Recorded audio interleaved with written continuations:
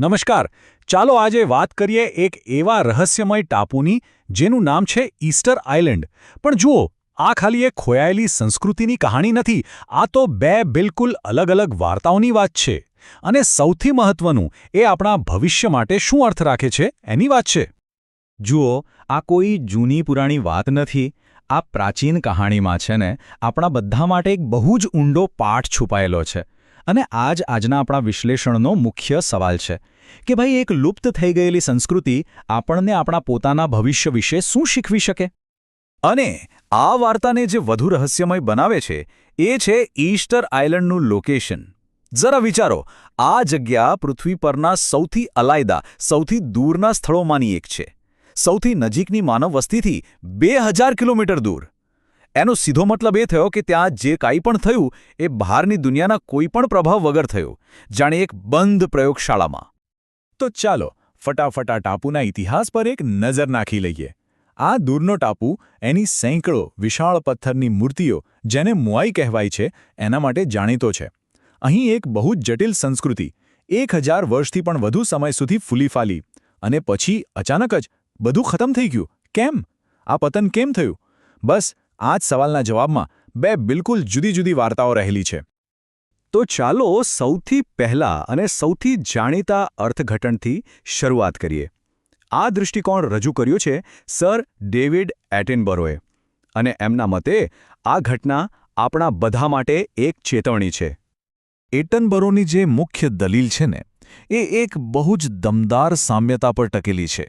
એ કહે છે કે ઈસ્ટર આઇલેન્ડ એ બીજું કંઈ નહીં પણ આપણી પૃથ્વીનું જ એક નાનકડું મોડલ છે, એક મિનિએચર દુનિયા. અને એટલે જ એની કહાણી આપણા ભવિષ્ય માટે એક બહુ જ ગંભીર ચેતવણી જેવી છે. એટનબરોની દલીલ એકદમ સીધી અને સ્પષ્ટ છે. એમનું કહેવું છે કે ટાપુવાસીઓ પાસે શરૂઆતમાં બધું જ હતું, પૂરતા સંસાધનો હતા. પણ એમણે પોતાના જંગલો કાપી નાખ્યા, પોતાના સમૃદ્ધ વિશ્વને એક ઉજ્જડ રણમાં ફેરવી દીધું. એટલે એમના માટે આમાંથી મળતો બોધપાઠ એકદમ સીધો છે. આપણે બરાબર એમના જેવા જ છીએ. જે ભૂલો એમણે કરી એ જ ભૂલો આજે આપણે કરી રહ્યા છીએ, પણ એક મોટા વૈશ્વિક સ્તર પર. પણ વાર્તા અહીં પૂરી નથી થતી. હવે આવે છે એક મોટો ટ્વિસ્ટ. એક બીજા મહાન બ્રોડકાસ્ટર, જેમનું નામ છે જેકબ બ્રોનોફસ્કી, અને એ આ જ ઘટનાને બિલકુલ ઊંધી રીતે જુએ છે. બ્રોનોફસ્કી એક એવો ધારદાર સવાલ પૂછે છે ને, જે આખી વાતને પલટી નાખે છે. એ પૂછે છે, આ બધી મૂર્તિઓ એકસરખી જ કેમ બનાવવામાં આવી હતી? એમનું ધ્યાન લોકોની સિદ્ધિ પર નથી, પણ આ એક સરખાપણા પર છે. અને બસ આ જ એમના દૃષ્ટિકોણનો પાયો છે. તો બ્રોનોફસ્કી માટે આ મૂર્તિઓ કોઈ સફળતા નથી, પણ નિષ્ફળતાની નિશાની છે. એમની દલીલ છે કે આ મૂર્તિઓનું ખાલી પુનરાવર્તન એ જ બતાવે છે કે આ સમાજ સ્થિર થઈ ગયો હતો, અટકી ગયો હતો. એ લોકોએ કોઈ નવું જ્ઞાન બનાવ્યું જ નહીં. અને આ જ્ઞાનના અભાવે જ્યારે મુશ્કેલીઓ આવી ત્યારે લોકો એનો ઉકેલ ના લાવી શક્યા. એટલું જ નહીં, એ ટાપુ છોડીને ક્યાંય જઈ પણ ના શક્યા. એટલે એમનો સંદેશ એટનબરોથી એકદમ ઉલટો છે.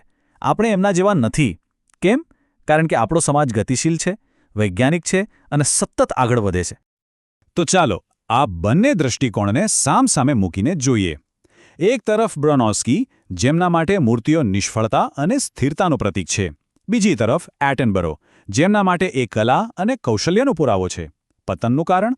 બ્રોનોફસ્કી કહે છે જ્ઞાન બનાવવામાં નિષ્ફળતા. એટનબરો કહે છે સંસાધનોનું ખરાબ સંચાલન. અને આપણા માટે બોધપાઠ? બ્રોનોફસ્કીનો નિષ્કર્ષ છે આપણે એમના જેવા નથી, જ્યારે એટનબરો ચેતવે છે આપણે બરાબર એમના જેવા જ છીએ. તો સવાલ એ છે કે આ બેમાંથી કોણ સાચું છે? અને અહીં જ સ્ત્રોત લેખકનું વિશ્લેષણ આવે છે. એ આ બંને વિરોધાભાસી વાતોથી પણ આગળ જઈને એક વધુ ઊંડી સમજૂતી આપે છે. લેખકનો મુખ્ય મુદ્દો એકદમ સ્પષ્ટ છે. એટનબરો જે સામ્યતા બતાવી રહ્યા છે એ જ મૂળભૂત રીતે ખોટી છે. કેમ?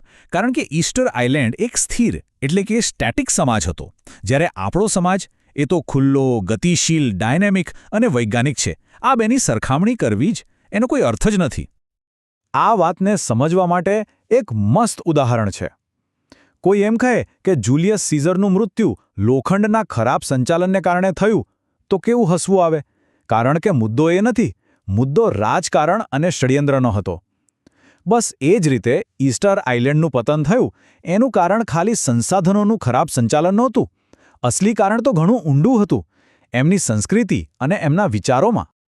તો આખરે મુખ્ય તફાવત શું છે?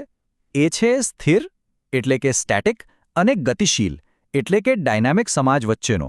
જો સ્થિર સમાજ પરિવર્તનને રોકે છે, જૂની પરંપરાઓને જ પકડી રાખે છે, જ્યારે ગતિશીલ સમાજ શું કરે છે? એ સતત નવું જ્ઞાન બનાવે છે, ટીકા અને સર્જનાત્મકતાને મહત્વ આપે છે અને નવી સમસ્યાઓનો સામનો કરવા નવા રસ્તા શોધે છે. ઈસ્ટર આઇલેન્ડનો સમાજ સ્થિર હતો, આપણો સમાજ ગતિશીલ છે. આ તર્કને સ્ટેપ બાય સ્ટેપ સમજીએ. પહેલું, નવી સમસ્યાઓ તો આવવાની જ છે, એ નક્કી છે. બીજું, સ્થિર સમાજ આવી નવી સમસ્યાઓના નવા ઉકેલ શોધી શકતો નથી. ત્રીજું, ગતિશીલ સમાજ સતત નવું જ્ઞાન બનાવીને જ ટકી રહે છે અને આગળ વધે છે. અને એટલે જે છેલ્લો નિષ્કર્ષ છે ને, એ થોડો ચોંકાવનારો છે. સાચી ટકાઉપણું સ્થિર રહેવામાં નથી, પણ સતત પ્રગતિ કરવામાં છે. સ્થિરતા પોતે જ લાંબા ગાળે ટકી શકતી નથી. તો હવે ચાલો ઈસ્ટર આઇલેન્ડના આ ઉદાહરણથી આગળ વધીને એક મોટા સાર્વત્રિક સિદ્ધાંત પર વાત કરીએ. એ સિદ્ધાંત જે માનવ ઇતિહાસને ચલાવે છે.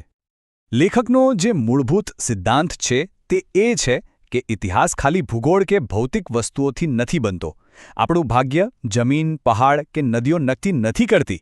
ઇતિહાસનું અસલી એન્જિન જે આપણને આગળ ધપાવે છે એ છે વિચારો, માનવીય સર્જનાત્મકતા અને નવું જ્ઞાન બનાવવાની આપણી ક્ષમતા. અહીં બે અલગ અલગ દુનિયા જોવાના નજરિયાની સરખામણી છે. એક જૂનો દૃષ્ટિકોણ જે માને છે કે ભૂગોળ જ બધું છે. સંસાધનો જેમ કે બંદૂકો, જંતુઓ, સ્ટીલ એ જ ઇતિહાસ નક્કી કરે છે. પણ લેખકનો નવો દૃષ્ટિકોણ કહે છે, ના, વિચારો જ ભાગ્ય છે. વિચારો અને જ્ઞાન જ ભૂગોળને સંસાધનમાં ફેરવે છે. સામાન્ય દેખાતો પથ્થર જ્ઞાન સાથે જ યુરેનિયમ જેવો કિંમતી સંસાધન બને છે. મતલબ કે લોકો પર્યાવરણના ગુલામ નથી, પણ પોતાના ઇતિહાસના રચયિતા છે. આ વાતનો સૌથી મોટો પુરાવો આ ચાર્ટમાં છે. એક તરફ છે ઈસ્ટર આઇલેન્ડ, બીજી તરફ છે આજનું બ્રિટન. હવે આબોહવાના હિસાબે જોઈએ તો બ્રિટન ઈસ્ટર આઇલેન્ડ કરતાં ઓછું અનુકૂળ છે.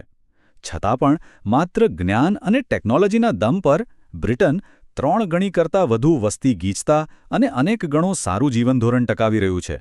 આ છે જ્ઞાનની અસલી તાકાત.